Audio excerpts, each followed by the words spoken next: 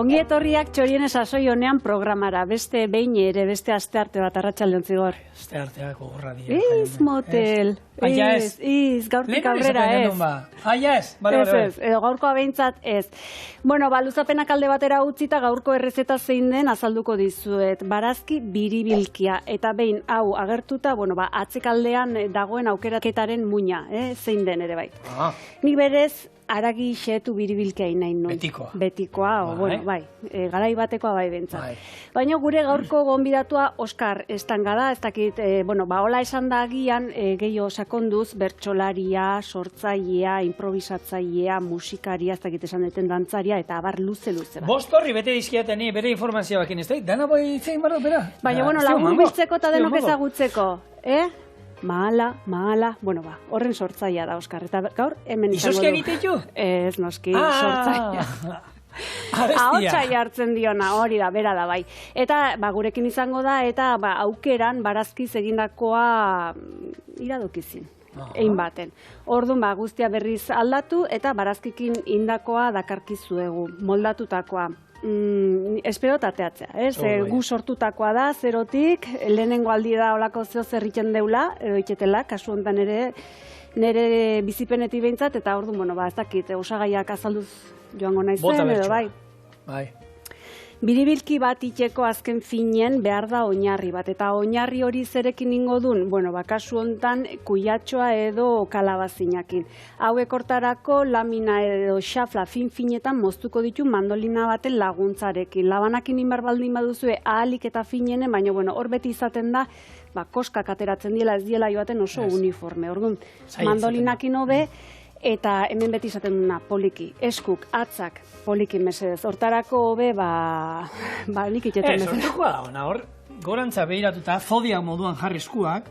Eta babak, lijatzen dut. Eta eraman behar hori, babak asko jota, baina roin bukaraino nuke apuratzen du. Nik beti, pusketa erbat uste dut, horrekin gero pure bat eroen, eta listo. Baita, aukera bat. Eta bestela, hori, sardeska baten laguntzarekin, poliki-poliki, nik aukeran sardeskakin nahio, baina, esan dako, hemen dauzkeguna da hori, kuiatxo xafla batzuk oinarri gisa joateko. Gero, aragi horren testura, aragi xeadetu horren testura pixkat ordezkatuko duna edo, zer daukegun, olomalutak. Abena, olomaluta dauzkegu hemen, eta hori inbarra dena da hidratatu, ure irakinekin, eta pixkat, utzi konpaktatzeko edo sendotzeko, tartetxo bat, ordu erdi, 40 minutu, hortik. Hau gozatzea komeni da, gatzapur bat, piperbeltza, usain belarrak, eta beste puntu kurruskari bat emate aldera, pinaziak, ez ditut lortu, egi esan behar. Ez ditut lortu, orduan, ordezkatu urrengatik kasu honetan, edo zuen nahi duzuen fruitu lehorrengatik. Jarraian, beste oinarri bat, gure kuiatxo laminekin edo xaflakin. Gero jarriko diogu barrengorri duxelea. Zer da duxelea? Duxele... Hori ostelaitza eskolakoa zan, holako barrengorria txiki-txiki inda eta holako krem, esan... Antzeko, azken finen, nik ere behiratu barra izan dut, baina da xeetu, dena ongi xeetu eta izan barra dauke perretxiko bat oinarrin izan diteke barrengorri bat, izan dateke ontxo bat edo izan dateke zuek aukeran duzuen beste... Baina hori tipulakin ero ezan erregosten ero? Eta gurina. Eta horrekin, ia gatz pixkat eta piperbeltzakin inda dau duxele bat. Baina, gero aldaera ugari daude, eta gozatze aldea, patxar pixkat eranztea, zoragarrie da, eta vegetariano, esan dezakegu, ovo lakteo hortan, lakteoak onartzen ditun, ez kasu hontan gure gonbidatuk, sartuko diogu esnegain pixkat. Guzti hau daukegunen gazta jarriko dugu. Biribilki baten zentrua edo bihotza hori hola urtzen den zehose gero irikitakoan, pixkan lizunkeri aldea. Guzti hau biribildu, bete edo itxi eta labera sartuko du. Horretarako 200 gradutan daukegu labea, 15 bat minutu bertan mantendu, atera. Eta hemental gazta gainetik jarriko diogu. Gratinatzaia jarri, pixka gorritu eta indalegoke. Honen lagungarri gisa, entsalada bat. Zuek nahi duzuena gure aukera, eskarola da, garaikoa, sasoikoa, eta gero honi laguntzeko, hogi txigortu pixkat, eta, ozpinolio berezi bat. Norbera nahi duna, gure aukera hau, bai? Ijitxo besoa itxura ez dugu gengo negro? bilduta gero gazta barruan, ez? Ba, ijito besoa guretzako, baino bestela roller, izen aldaera eta pile dauzke, rollerra, biribilkia, bueno. Bai. Itezat ideia bat, ez? Gaiteko asmoa daukagu. Erraza, goxua eta azkar gaina hau, bueno, berez, ez dauko lan misterio handirik, ez? Ezberdintasuna aragixetun biribilkitik da denbora gutxiago labean. Besteak beharko baditu ordu eta piko, bueno, hau 15 minutu, 20 inda da. Tita. Bai, tita, bueno. Baina ez da fast food. Fast food da azkar jateko, ez azkar itxeko. Hori da, azkar jateko edo eramangarri edena, fast fooda hori da. Orden slow. Hau slow food da. Oso ondo. Bueno, bani lanean hasiko naiz, horretarako esan bezala guk lanak aurreratu ditu eta hemen olomalutak jada edo dagoeneko... Porringea. Podrich sendoa. Bai. Eta honi, bueno, erantziko dizkegu aipatutako beste osagaiak. Lantzeko eskularru batzu. Oso ondo. Bai, bestela, bueno, eskuekin, baino beti ere ongi garbituta. Eta, bueno, gero joango naiz dukselea iten eta ikusiko duzu. Bien bitarte hortan, hitza zigorrena da. Bueno, ez da hit olomalut eta solan gehiago. Olomalutak, ez? Hemen osagai nagusinetako bat olomalutak, gaur egun zeinek ez ditu ezagutzen, ez? Gehien bat olan gozaltzeko garaian, ez? Erabiltzen ditugu, olomalutak zenbatek eta zenbatek egunero gozaltzeko erabiliko dituen. Eta, bueno, gizakiak aspaldian jaten duela. Beste zereal batzu moduan, oskol gogor bat izaten du. Honek kanpotik, hori kendu inbar zaio, eta gero ala ere zaila geratzen zaio, ez? Eta, bueno, hori kendu, eta... olomalutak ateatzeko hor berez tratamendua txigortu inbehar izaten dira temperatura gutxian, gero hidratatu berriz, naiz da, detailetan sartu gabe, eta gero pein hidratatuta zapaldu egiten die, eta hor badaude, bakizu, daude askarrak, normalak, olomaluta normala daude 8 milimetroko lodiera badaukate, gero daude askarrak, diren 4 milimetrokoak, eta gero, honek, superaskarrak gero, harinak gero, horre die 4 milimetrotik berakoak. Hortik aparte, olo irina, nik uste gaur egun oso ezaguna dana, eta nik uste oloa gehien, azkenengo urteetan gehien handitu dena da, olo esnea. Eta nik, pitu, soja esnea, eta soja esnea Asialdean da, duela mendiak eta mendiak ezagutzen zen, eta ona, 20. mende inguruan ekarri zuten Europa aldera eta estatu batuetara, eta horre, bueno, ezaguna intzan, gehien bat,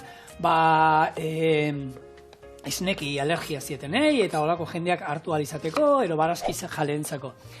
Baina nik enekiena da, olo esnea, daukadala sentsazio beti ezagutu izan duela da, 1980 hamarkadan sortu zutela, atara zutela, bai, da, azkenean oso berria da. Baina janari gehien, olako janarietan, gehien hasi den merkatuan gehien hasi denetako bat. Osea, biderkatu da 1000gatik zenbat konsumoa olo esnean, eta ez da inoiz dastatu dauzu egia esan, olo esnea, gure txen olo esnea asko hartzen da. Goxua da. Zapore aldetik oloak badauka usai eta zapore berezi bat.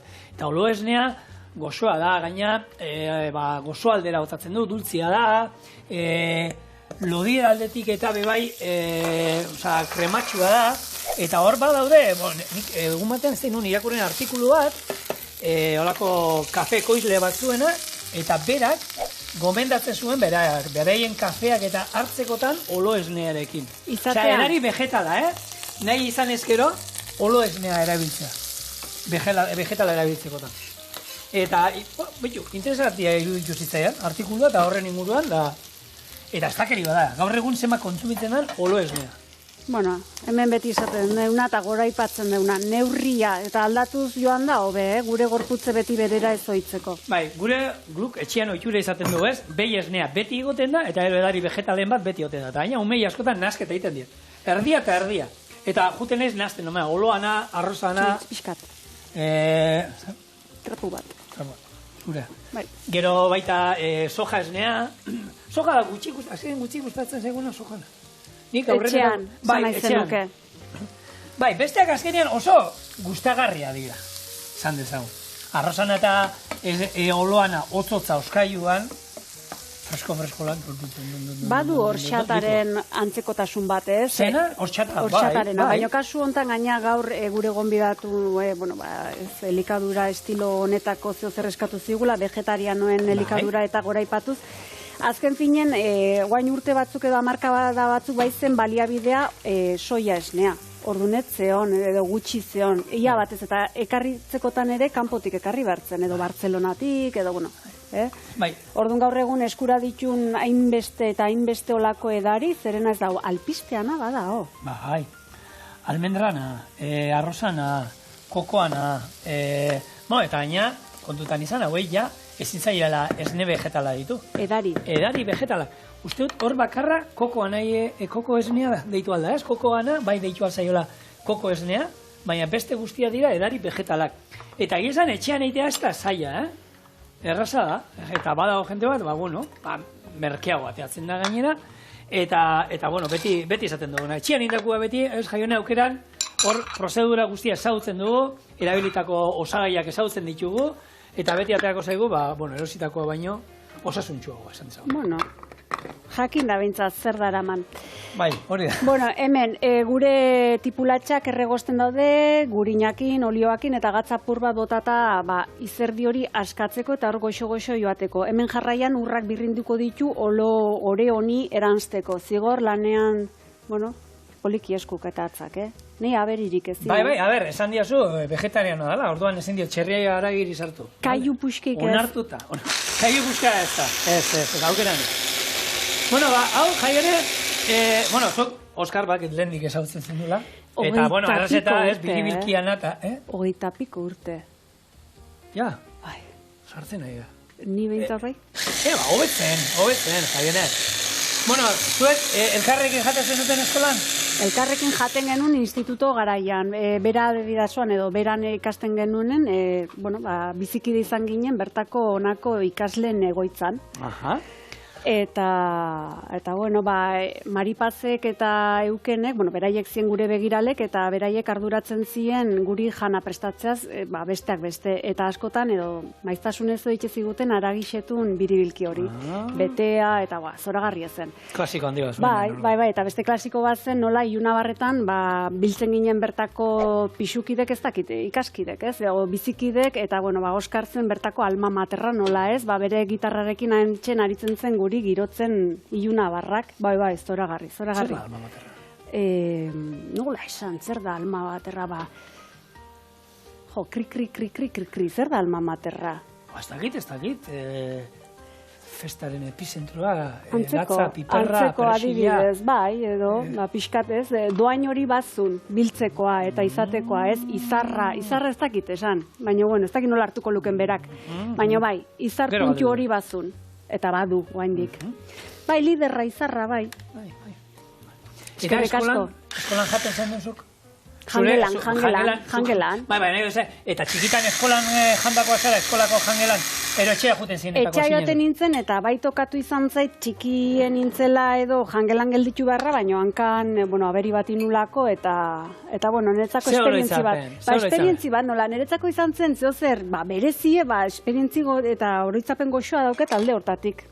Eta hobeto ero, etxea maino hobeto ero, hori hor be zenbat daude, eskolako jangelak zenbat trauma sortzen dituzten. Neri ez, bakizu zertako balio izan ziren, etxen egunerokotasunen jaten ez nuna jateko, adibidez, kroketatxoak. Garai hartan, kroketatxoak. Guk etxen egunero ez hori zen, igandetan edo noizbeinka edo festetan. Marizkurrena, hola neiko ero gehiago jarraitzen? Neiko. Ez, horregia da, jende askori, trauma, igual batzuk emoten dut, trauma daukatela esaten dute, eskolan ze gaizki jaten genduen ero, baina danetik entzuten da, beste batzu, ze ondo, giroa zegoena, gelan, gero trukuak ikasten genitunak jana kamuflatzeko, holako zenbat eta zenbat histori, eta nik eskolako jangelan inguruan, nik oso guztua, nik eskolan guztua jaten nuen, giro, gaina fenomeno pasatzen genuen, gero gura abentura pasatzen genitulako, klasean hasi orduko, baina nik hor, gizarrokin duen eskolakin, eskolako jangelakin barik, janakin barik, ze gure eskola magit oso ondo jaten dela, ondokoekin, gure semiak eta alabakin, araitzekin berdina gertatez ditzaidan. Etxean dena jaten zuen beti. Eskolan jaten hasi, etorri etxera, egun baten espinakak egon da. Espinakak, ke asko. Zu beti jan izan dituzu, oinez, berdia da. Baina, karo, gero enteatzen za, aldamenian, zentzuten du. Karo, berazan, esaten dena, maiko bitxia, o larrara, esaten dena ez. Azkenian, ondokuak eta danak, berdia da honen zerbait, eta ekirekin berdina, arroza egiten dugunean, beti egiten du pilaf, arroz pilaf. Segundu txiki bat, ez dit detektatzen, ez dit hartzen, jaitxiazu, seira, favore, seira, bai, listo, hoi da. Bale, ni hemen egon nahi, zeu lan egin den proz. Ongi da. Eta oinekinekin guk arroza beti egiten du, berakatzakin eta persiakin. Eta oin hartu legunean, da arroza txurian nola, txak, entzun da, zer zabiz? Hau, berdea kentzen. Berdea beti jan izan duzu, oin ez jaten. Aldamenean ikusten du hori, eta oin arte dena jan izan dute, eta hori ikusten du. Eta, hemendik, eta guraso batzuei esatea gauza bat. Eskola ez da umeak ikasteko jaten. Etxean ikasi behar dute jaten. Guraso askok hori iten dute. Etxean makarroiak arroza tomateakin, eta solomua, eta tortilla patata. Eta gero, eskolan, ikasi desatela, espinaka jaten, azelgak, koliflora, arraia, gibela, eta beste anak. Eta burrukak eskolan etxea, hartu eta hor zaintzaia, mediku latza daukate. Ez, horre gauzak etxean, erakutzi behar dizkio gure seme alabi. Eta hortako, nahiz eta guri ez gustatu, gauza batzuk igual janin behar.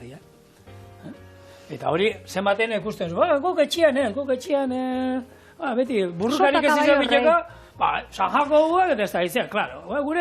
Gure umiak etxean fenomeno jaten du, bai. Ze jaten du. Errexena. Harri oso? Olako baten, beste zerbait gero esaiona gustatzen da.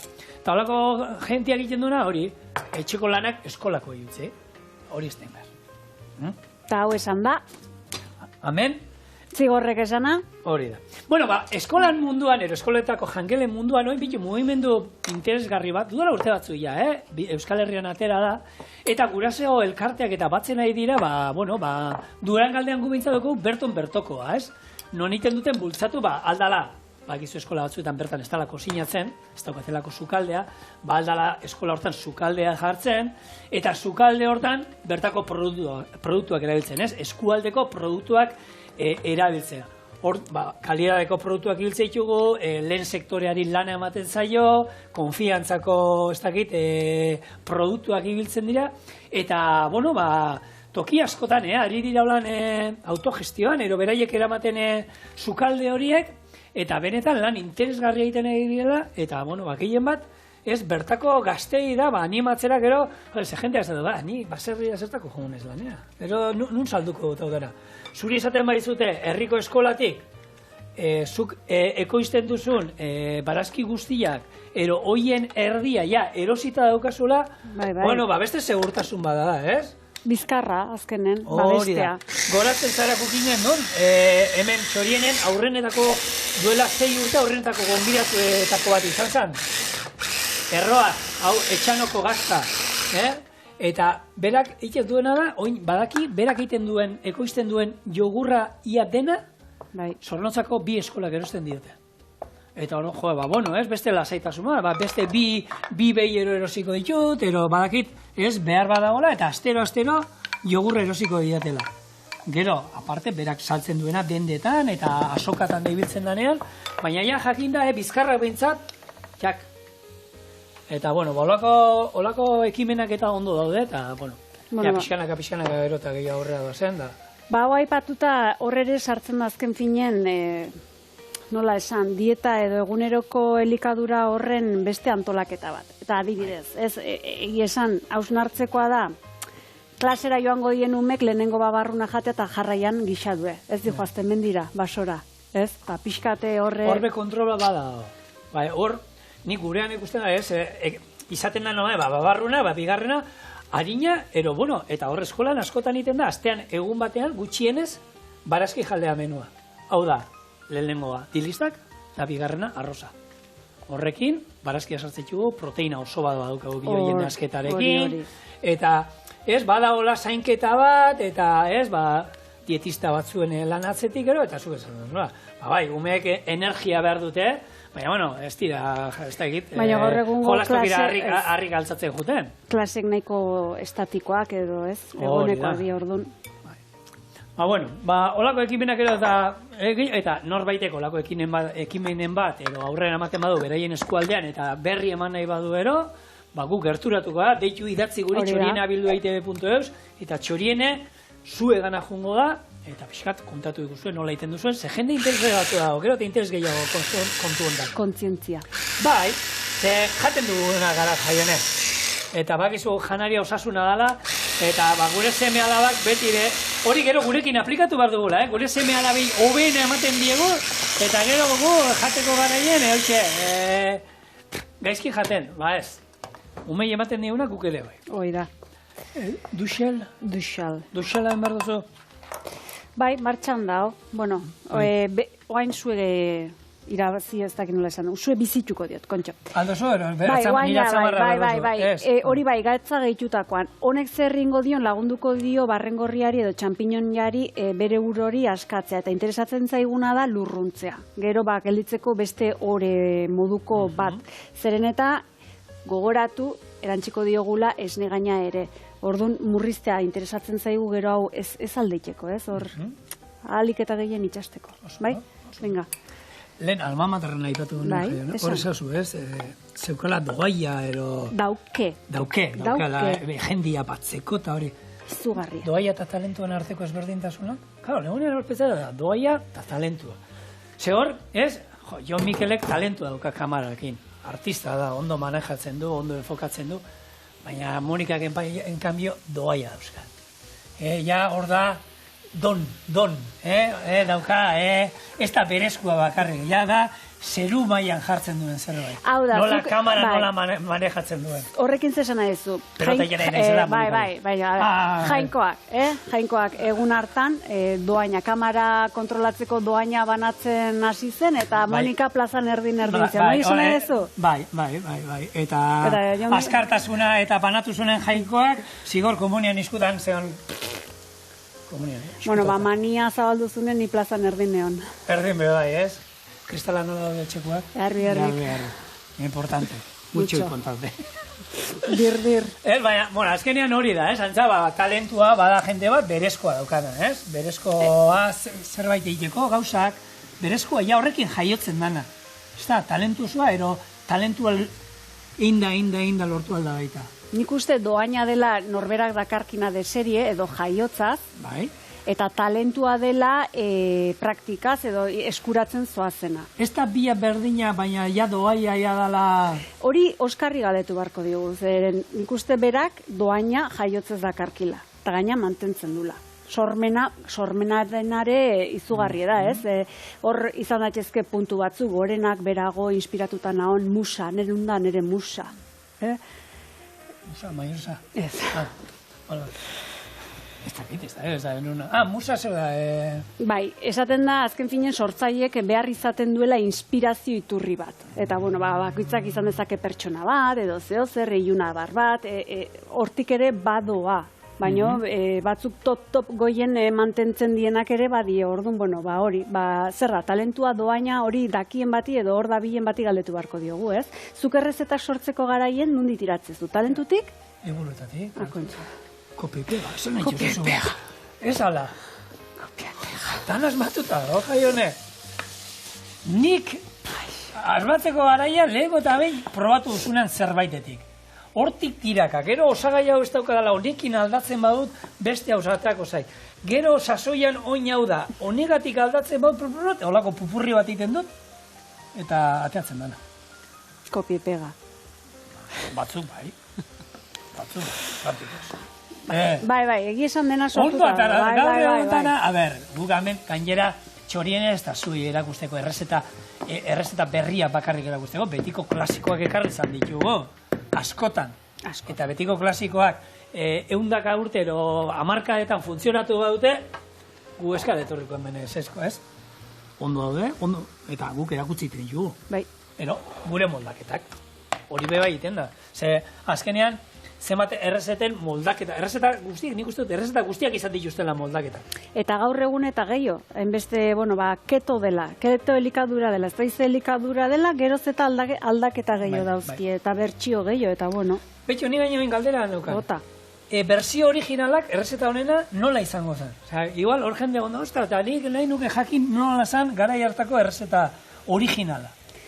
Garai hartako errezeta originala gu hemen kuiatxoa jartzen nahi gantokin aragixeetu eramango zuen. Hamburguesa baten oinarria bezala. Hau da, aragixeetu bat, baratxuri lehor bat, edo baratxuri freskoa, txikituta, arrautza, gatza, piterbeltza, edo nahi duna. Hori da, berdin, oinarria berdin. Dena izango zen zabaldu. Labeko paper gainean? Hor filmean da gero bildu ite zuen. Noski, bai, ez dakite eukenek eta zer erabiliko zuten plastikoaren ordez, ez? Esan, 20 urte die. Aragixetua. Labeko paperak egin alko zen. Edo zilarrezko papera, hau. Aluminizkoa, ez? Hoi da, bai, hoi. Bale, orda, oinarrian aragixetua. Bai. Gero barrun? Irugiarrea. Very important. Bale, ordan gainen irugiarra. Bai. Gero? Kazta, iskimaten, txak. Bai. Arrautze gozi ere ustez jartze zioala. Okerrez da nabila, gero izate zen takataka. Ateatzen zen egiten, Eta bakoitzan nago zen. Haren diametroa. Karo, xerra. Bai, zilindroaren diametroa zen. Eta horrek saltza baten ematen zuen? Tomatea ustez. Bueno, Oskar, goatzen zehazu? Edo, Oskar zeuden Mikelain geru, Mikelandu eza, abizenak ez ditu esango. Mikel, Oskar, Lierni, Betixa, Amaia, asko ginen. Orduan nik uste beraiek ni baino bekigo. Orduan da, gero hori izan, buelta bildu, labean egin, hori zuge ordu eta piku erolan, eta gero, tomate saltzatekin, xerra da moztu. Etzan apurtzen? Xerra. Karretilla. Jana eman itxezi, nun batxezakit. Karretilla, gurpi. Bueno, hobena, horrekin utzi, eta, hau, jaionek kolokatu bitartean, Oskar gurekin sartzea. Da, berari galdetuko Eta bere galdetuko. Hemen txeduzue. Oskar Estanga.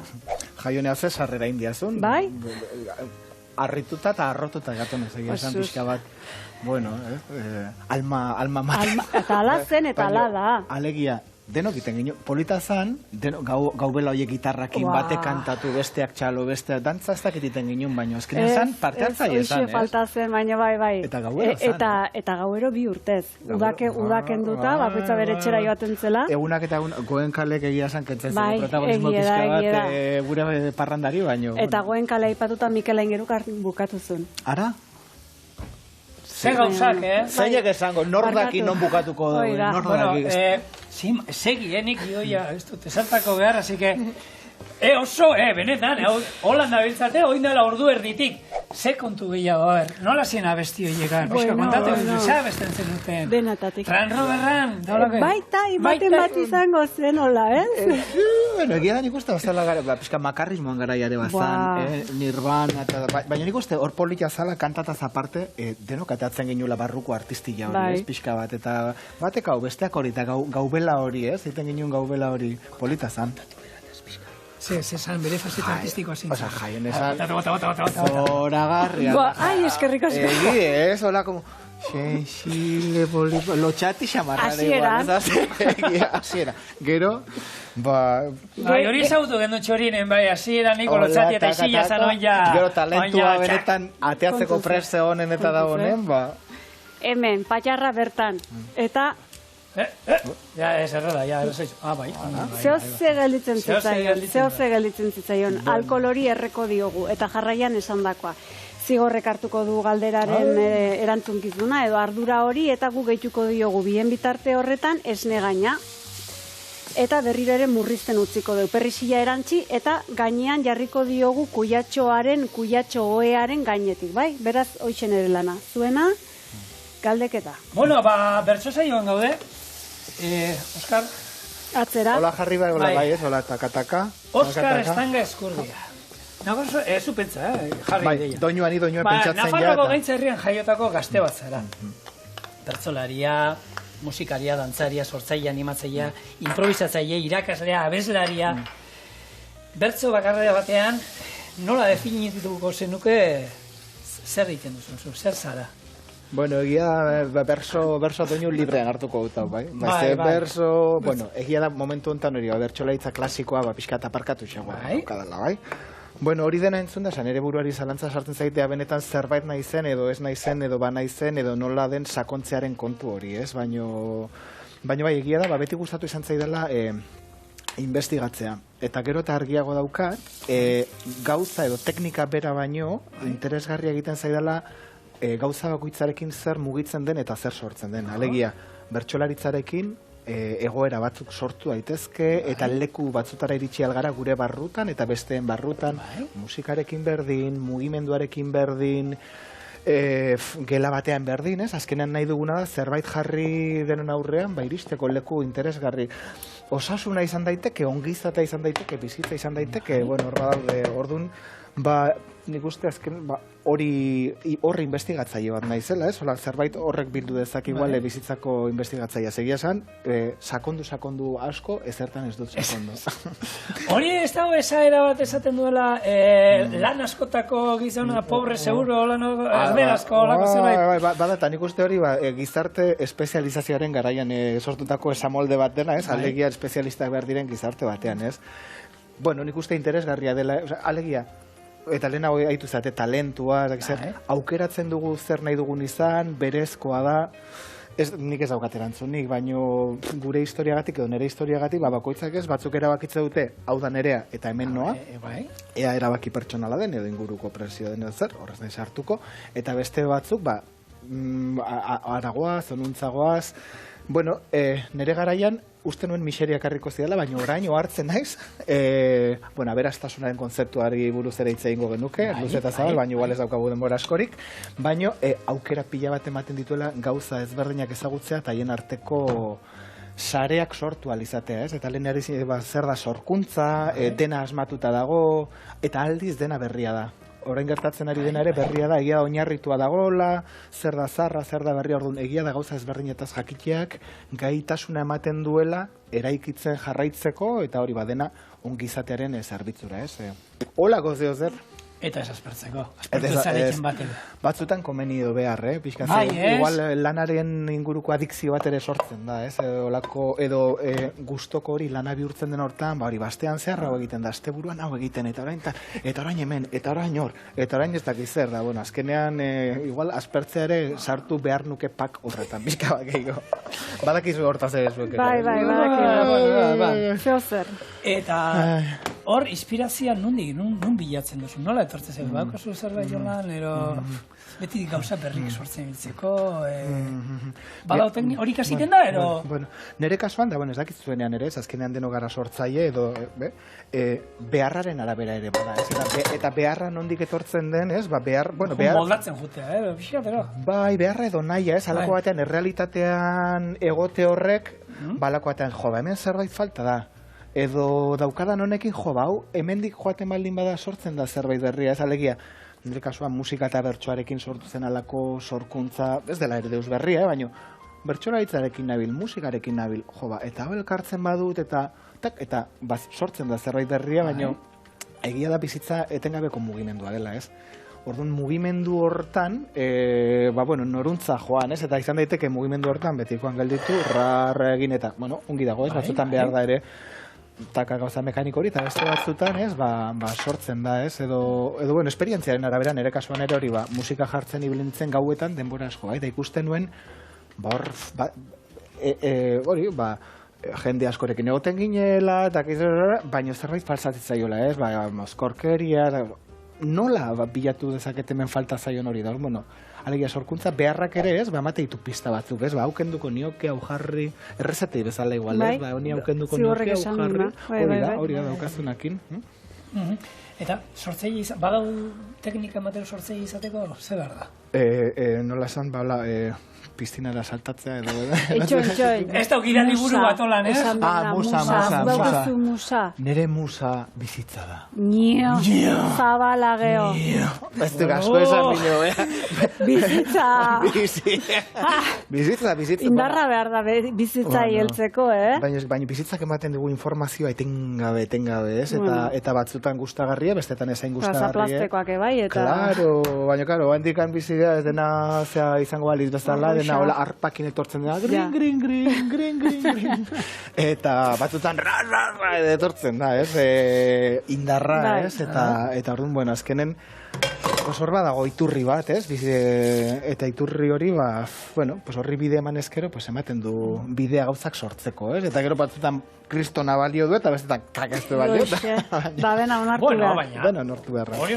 Segundu txiki bat, hemen, gure saiakera propioa Eukene eta Maripaz handien errezeta. Arro daude zutaz jaio. Zuk uste, esango gure. Oskar raro. Earki jatentzian begaraien. Etxoa kontutan azren. Ekin irabazi genitun gu kilok. Ni bai, baina igual 10, Hanbeste? Ni bai, eskerik jaten nu. Eta zeite zuten, baskaluta faldu bereikin? Bai, eta gozaldu. Dena berein usko. Eta hango mantra izaten zen, demonio lepame xuria, venga, jan. Itzen polemika nortako. Bueno, esan dakoa, hemen bai. Gure biribilkeari forma ematen joango ga. Alde baten jarri du mozzarella gazta, gero hau barrun urtutzen denen eta mozten deun momentu hortan txuri puntu hori ikusteko eta urtuta batipat, ea lortzen deun. Eta izango da, buelta ematea, jarraian jarriko dugu hemen, olio txorrota da txiki bat gainetik, eta labera. 15 minutu, 20, hortxe izango dugu. Gero atako dugu, eta gazta hementala gainetik jarri, eta gorritza beste iketzaio faltako. Bueno, nik egiari zor esan nahi nuke, ez naizela vegetarianoa. Egiari zor esan nahi nuke, baino zuen gonbitea jasotzean, eta jaionerekin izketan, pentsatu nun edo proposatu nun, nahiago nula aragirik ez zuen errezeta bat garatzea, uste duelako justu gaur egin duzuen narentzako garai garrantzitsuak direla orain, ez hausnartzeko zer jaten dugun, nik bai egin nuela makrobiotikan prozesu bat, oso sakona, eta netzako izan zen harrigarria, ze aldaketa eman zuen, nere gorputzak, nere emozioak, eta ohartu nintzen janariak ze botere daukan. Alegia, beti berdinean baldin bagaude, beti hau da normala, ez? Aldatzean, baino, harrigarria izan zen, garbiketari dagokion, orduan uste dut gara interesgarria dela behintzat hausn hartzeko, ez? Zer egiten duen gugan bai, baino gero baita ere guk zer egiten dugun planetan, ez? Eta hori ere gaineko potoloa da, gaur ez ga... Eta ez da bakarrik animalia jatean ero, ez? Gehien bat, gaur oin gaina purian dagoen hori, ero duela gazte batzuk, ez? Gaur egun dauden guztiategi erraldoi horiek, eta... Gauza asko daude, ez? Orduan, pixkana, egia da, ez? Hori, batzutan ez dala...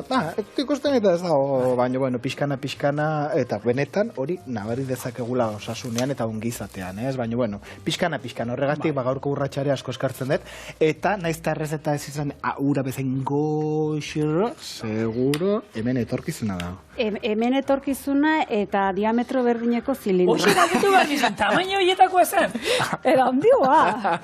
Eta nola jaten zen hori? A ber, claro, xarrata moztu behar zen hori lamene? Trontzata. Jaione jartzen zan alde baten eta...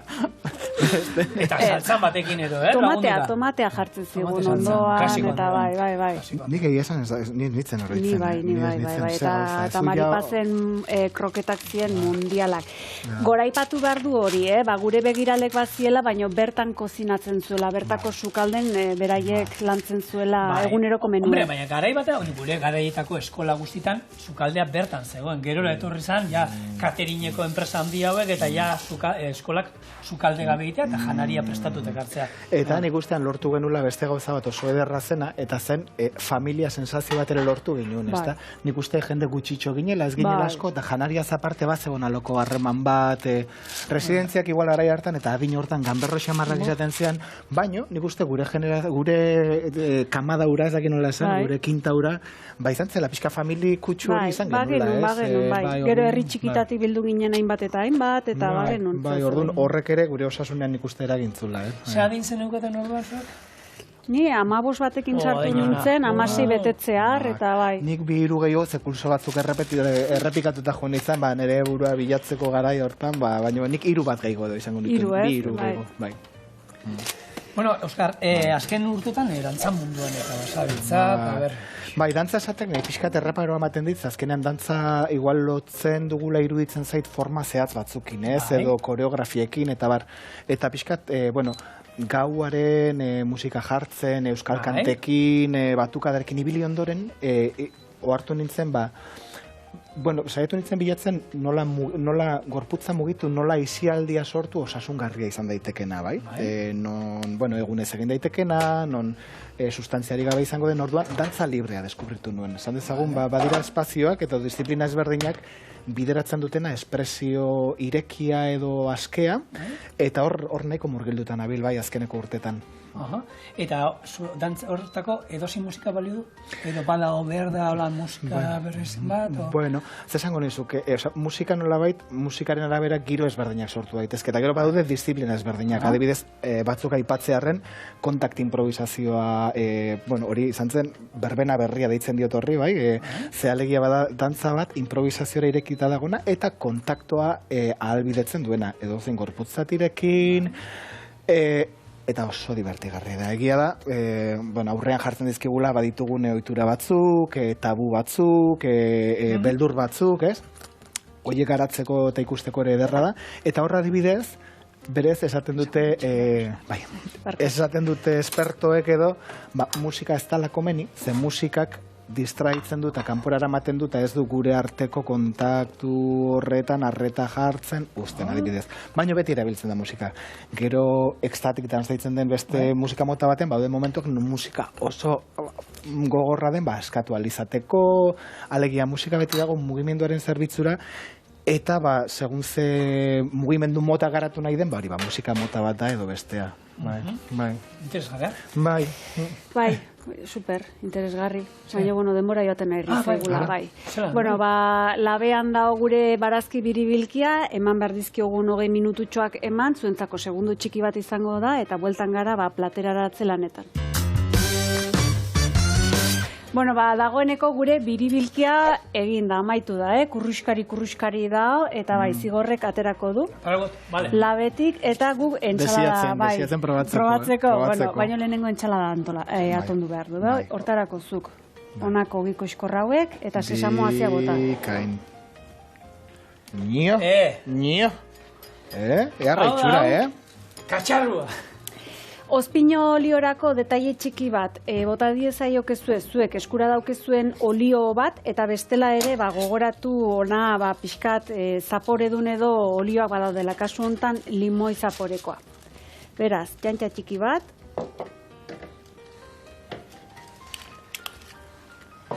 Maria Ezkurrena, estanga, lodiera zein zan?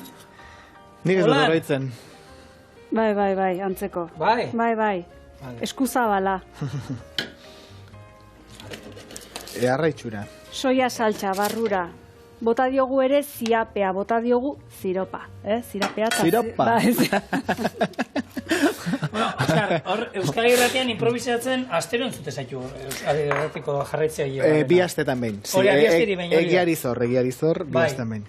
Nola, hori enundi, nola atzatzen da?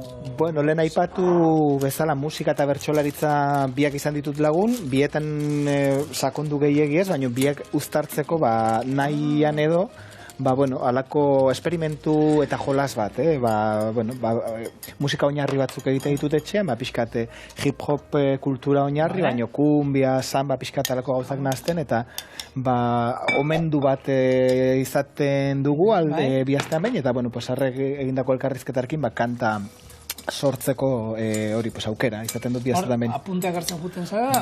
Bai, apunteak hartu eta errimatuz, apuntoiek errimatuz, eta azkenean kultura herriaren zerbitzura, ez? Zertarako erabili erritmo berri horiek eta bertsolaritza, pixkat aipatzeko, aitzake pertsonei, aipatzeko edo, hori, kultura herriaren zerbitzura. Gure gaurko gonbidatu horrek ere pertsona mezik, Euskal? Mezi du. Eta bestela idatzitakoa, Idatzitakoa bidali, badakizu nora, Txaginea bildu aitebe.eus. Bertxoik onena bera da. Bai, ez? Bertxoik horrek ez du besteen beharrik ensala horrekin, ja. Oendik ez du probatu, Bertxoa eta mulpino bera. Hemendik ere jaten da, Ebegikin ere jaten da, eta... Ni ja listu egiten naiz, Adurra, hemen adurra deitzen diogu. Adurra. Eta listu Daiola. Bueno, segundu txiki bat. Itxura. Eta honek, benetan, irugiarra baten. Baino ez, kasu hontan ez, bestela zuek aukeran, esandakoa. Ordezkatu aragixaratuaren gatik, irugiarrean gatik, Eta bestela, hola, da hon bezalaxe. Bai, Kurrena. Listo, hori da. Honegin. Horre, mai. Honeingo diogu, ez? Eta honeingo diogu Patxamamari, bueno, beste gai bada.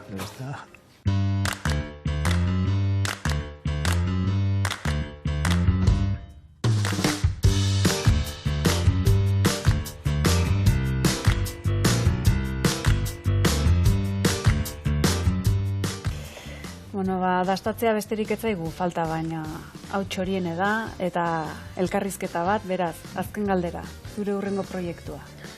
Bueno, azken aldin banabil espazio bat sortzeko lanetan esan dezagun, gurasoen etxearen zati bat, espazio bihurtuko dut mugimendurako areto batekin, eta jende hartu alizateko espazio batekin, bueno, hor pixkat garatzen joateko orain arte, esperimentu izan diren teknikak edo proiektuak edo gauzak, gauzatzen jarraitu alizateko espazioa sortzea. Eta egia da, apuro handia ematen diala, ze, lehenengo kompromiso handia da nire bizitzan, baina aldiz oso argi ikusi nula, Euskal Herriko leku paraje eder batean, Euskal Herrian ekarpena egin dezaketen gauzak lantzeko espazioa sortzea, ez zalantzarik izan, hori dela nire momentuko asmoa ikusi nun argi, eta hortxe nijoa, guante jarri, eta obra, eta subentzioak, eta hipotekak, eta gainakoak, buruko binek, baina, bueno. Hoi dena gaintzan. Hoi dena gaintzan. Bueno, gaur txorienen hau dastatzea besterik etzeko falta. Beraz, zure baimenarekin, zuretzako landutako errezeta. Eta neoneke guztu handiz, probatuko utena.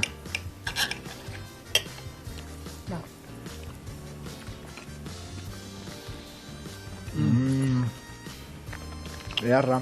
Ona, Mare Kurrena. Gaina. Modan jarriko igual lau Euskal Herrin. Ojo. Dauken eta Maripaz, horrizkinetik aiko ie. Guk emandako hobetu du gazteok.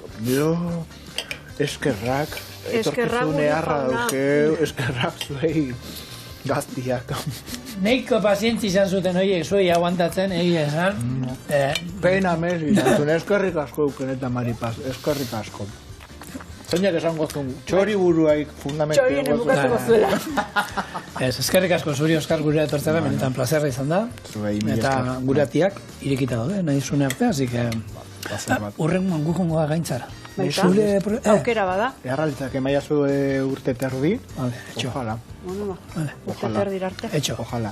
Eskerrik asko. Eta zuek, eskerrik asko horrizatearen, bi arazteazkena, eta txurien hemen, arrazeta berrekin, da kontu gehiago. Zigorren esku, eta badakizue, zita, hemen txek. Bien bitarten, ongizan eta muixo hondia. Hau betzea sai izango, Bueno, saiatu.